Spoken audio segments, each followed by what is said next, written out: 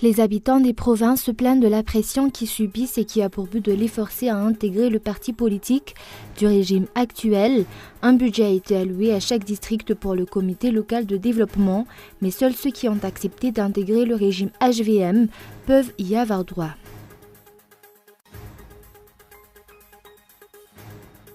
Le gouvernement a menti, l'État n'a pas déposé aucune plainte jusqu'à ce jour concernant l'affaire de la Villa Elisabeth, a déclaré Tapé Raji Amanantsou, membre du Conseil de réconciliation nationale. L'acte de vente est donc toujours valide. Et en Syrie, l'armée envoie des renforts à la Ghouta. Par contre, Damas accentue son offensive sur l'enclave rebelle.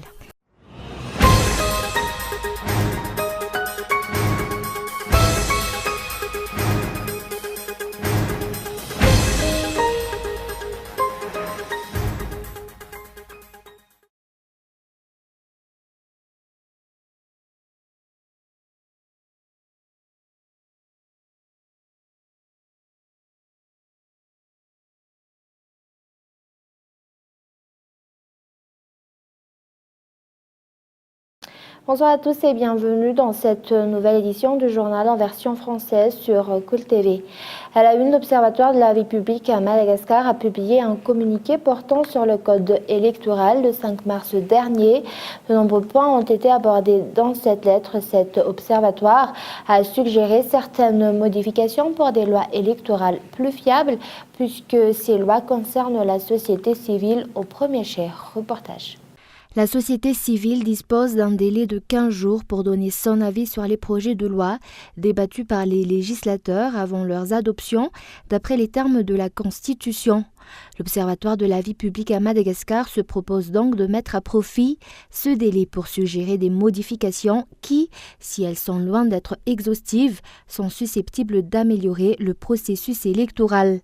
Ainsi, pour obtenir des résultats concrets, il faut en premier lieu une imposition de sanctions précises et contrôlables aux contrevenants que le projet de loi renvoie aux juridictions compétentes, alors que de lourdes sanctions sont prévues dans le seul cas de financement étranger et un plafonnement des dépenses liées au financement des campagnes électorales. Et comme les lois électorales ne mentionnent pas la période dite préélectorale ou de pré-campagne, cet observatoire a suggéré qu'en contrepartie, les partis doivent pouvoir tenir des manifestations politiques sans entrave ni discrimination avant la campagne électorale, telle que garantie par la Constitution, comme le fait le parti HVM depuis des mois. D'autre part, la HCC a fait savoir que la tenue des élections législatives après le scrutin présidentiel n'est pas contraire à la Constitution. Le report des législatives est donc possible, mais pas obligatoire, comme le prévoit notre projet de loi. De plus, ce report risque de provoquer un problème majeur. Si les législatives sont reportées en janvier 2019 ou au-delà, le pays n'aura pas d'Assemblée nationale pendant le premier mois du mandat du candidat élu président et sera privé de Premier ministre pendant ce temps, le président étant tenu de nommer le Premier ministre présenté par l'Assemblée. Par ailleurs, la place laissée aux médias pendant la campagne électorale inquiète l'Observatoire de la vie publique à Madagascar. Le projet de loi reconnaît le droit d'accès à tous les services de radiodiffusion et de télévision, publics et privés pour tous les candidats, liste de candidats aux options et leur soutien, dans le respect du principe du caractère pluraliste de l'expression, des courants de pensée et d'opinion publique.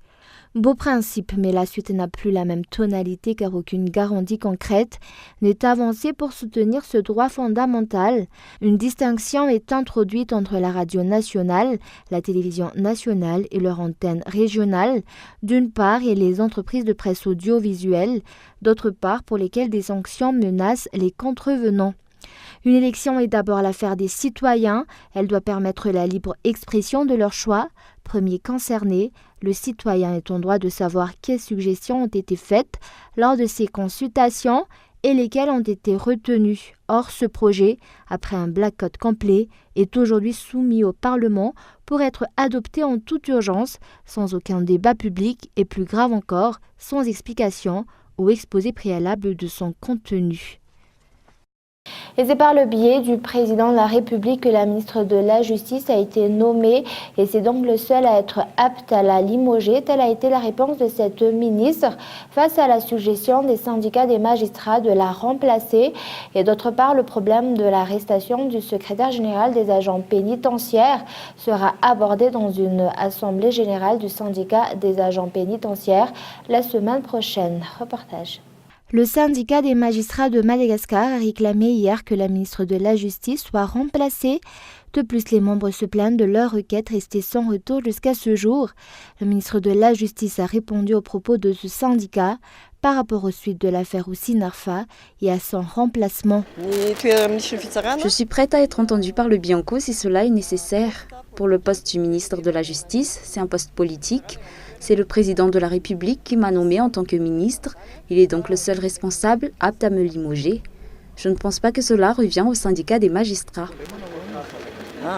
Face à la mise sous mandat de dépôt du secrétaire général des agents pénitentiaires à la prison d'Arivunmam, inculpé dans l'affaire Ousinarfa, le syndicat des agents pénitentiaires va organiser une assemblée générale la semaine prochaine afin de discuter de cette situation et des différents problèmes qui n'ont pas encore été résolus jusqu'à ce jour.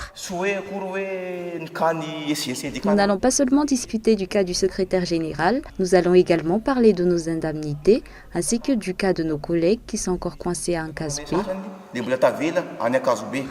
Jusqu'ici, de nombreux problèmes, que ce soit au niveau du syndicat des magistrats ou de celui des agents pénitentiaires, n'ont pas encore été résolus. La suite de cette affaire est fortement attendue. Et comme nous l'avons annoncé dans les titres, les habitants des provinces se plaignent de la pression qu'ils subissent et qui a pour but de les forcer à intégrer le parti politique du régime actuel. Un budget a été alloué à chaque district pour le comité local de développement, mais seuls ceux qui ont accepté d'intégrer le régime HVM peuvent y avoir droit. Reportage de Gaëtan Indjanslav. De nombreux cas d'abus de pouvoir et de pression exercés par l'État sur différentes branches de l'administration publique en cette veille d'élection ont déjà été rapportés auparavant, à l'exemple des enseignants des établissements publics de la circonscription scolaire de Tanaville qui ont été forcés d'assister à la cérémonie d'ouverture de la célébration de la Journée de la femme, sous peine de demande d'explication s'ils y manquaient, ou des agents publics de nettoyage qui ont été remarqués près du lac Anous portant des t-shirts HVM hier.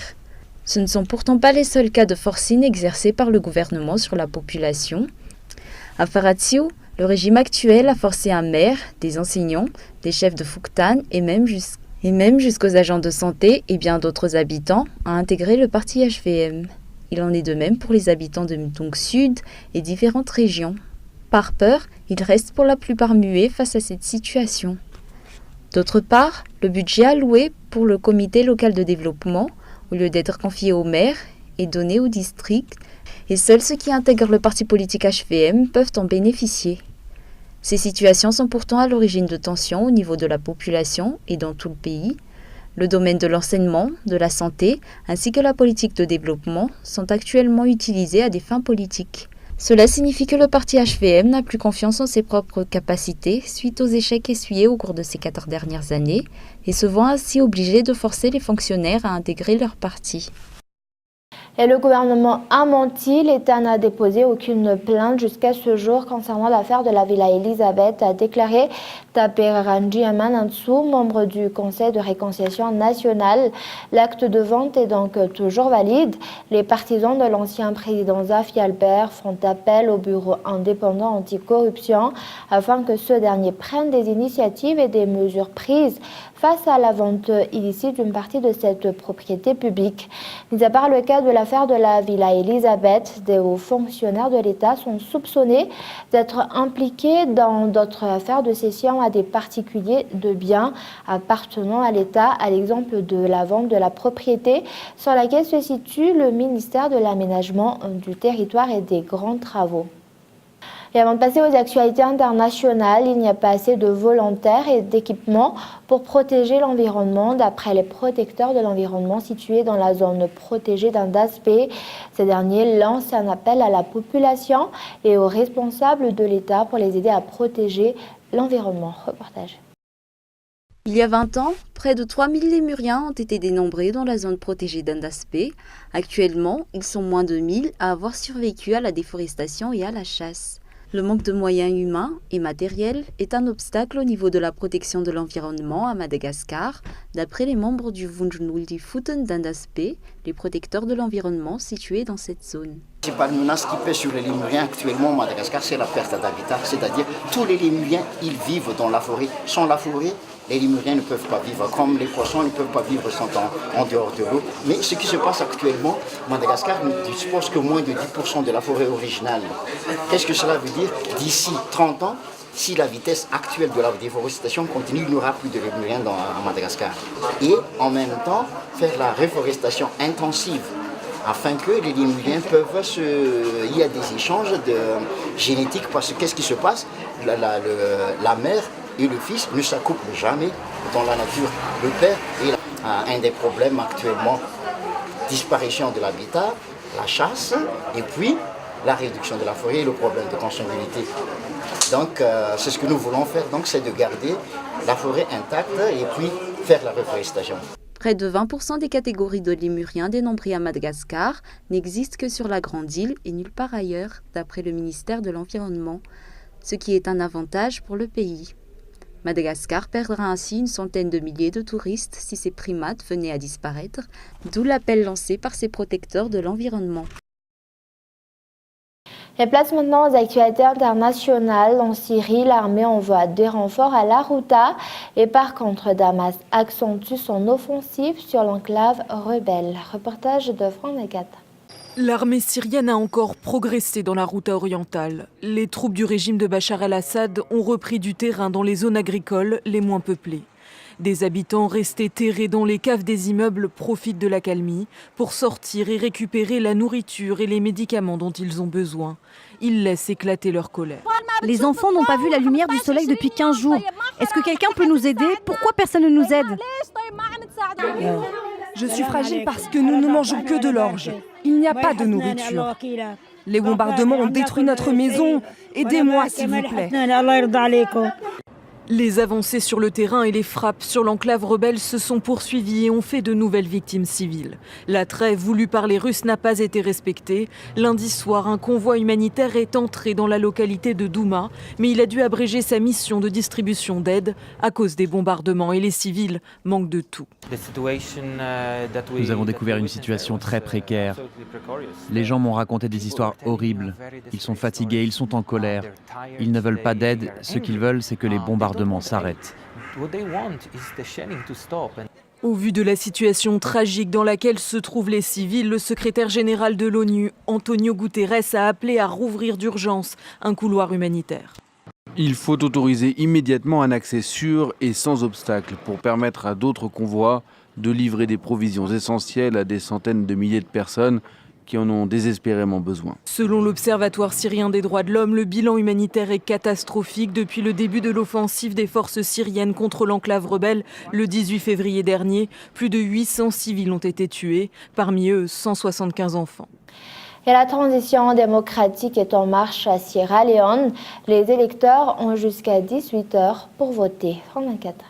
Oui, effectivement, sous un soleil de plomb, jour d'élection en Sierra Leone, où les bureaux de vote ont ouvert ici depuis 7 heures ce matin, 8 heures heure de Paris, et notamment dans cette école primaire où les électeurs font la queue, certains parfois depuis 4 heures du matin pour être certains de choisir leur nouveau président. Car l'enjeu de cette élection, c'est celui d'une transmission démocratique et pacifique du pouvoir, étant donné que le chef d'État sortant, Ernest Bai Koroma, ne se représente pas, atteint par la limite constitutionnelle de 2 mandats consécutifs. Pour lui succéder, 3 hommes, 3 favoris, Samura Kamara pour le parti au pouvoir, l'ex-général Julius Maada Bio pour l'opposition, et puis un 3e homme, Kandé Yumkela, qui a tout misé sur le vote des jeunes. 600 à 700 000 jeunes nouveaux électeurs vont participer à cette présidentielle sur un total de 3 millions d'inscrits. Des électeurs qui nous ont confié tout à l'heure leurs attentes qui tournent toutes autour de leur situation économique. Celui qui sera élu, le gagnant de l'élection, aura beaucoup à faire pour ce pays. Ça fait tellement longtemps qu'on souffre. Si vous regardez le pourcentage de gens qui souffrent, ça doit être de l'ordre de 95%. Vous pouvez d'ailleurs le voir sur les visages de la foule ici. Voilà les opérations de vote qui se déroulent pour l'instant sans dysfonctionnement majeur. Aucun incident particulier n'a été signalé pour ces élections qui concernent la présidentielle, mais aussi les législatives et des élections municipales. Pour la présidentielle, c'est un scrutin à 2 tours si aucun des candidats ne passe la barre de 55% dès ce tour. Et avant de se quitter, je rappelle les grands points de ce journal. Les habitants des provinces se plaignent de la pression qu'ils subissent et qui a pour but de les forcer à intégrer le parti politique du régime actuel. Un budget a été alloué à chaque district pour le comité local de développement, mais seuls ceux qui ont accepté d'intégrer le régime HVM peuvent y avoir droit. Et le gouvernement a menti, l'État n'a déposé aucune plainte jusqu'à ce jour concernant l'affaire de la Villa Elisabeth, a déclaré Tapé Jajanji Amanantsou, membre du Conseil de réconciliation nationale. Et enfin en Syrie, l'armée envoie des renforts à la Ghouta et par contre Damas accentue son offensive sur l'enclave rebelle. Et voilà, c'est la fin de ce journal. Merci de votre fidélité. Au revoir et bonne soirée à tous.